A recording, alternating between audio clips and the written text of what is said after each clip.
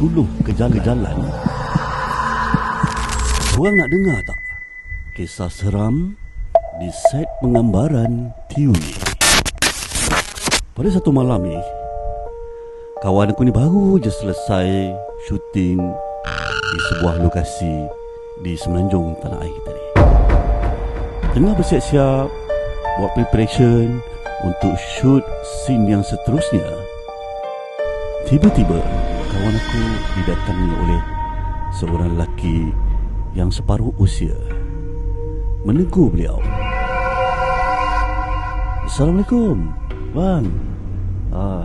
Tengah buat penggambaran apa ni? Buat drama ke?" Jadi kawan aku pun jawab, tak, kami buat dokumentari."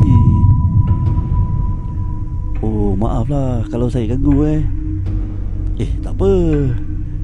Kalau nak tengok kami shoot boleh je, tak ada masalah pun. Okey je." Lelaki separuh usia ni pun menjawab balik, "Tak apalah, saya singgah kejap je ni nak tengok apa yang awak dan kawan-kawan awak buat kat sini kan. Saya tadi baru selesai ada majlis di surau kat tengah kampung tadi.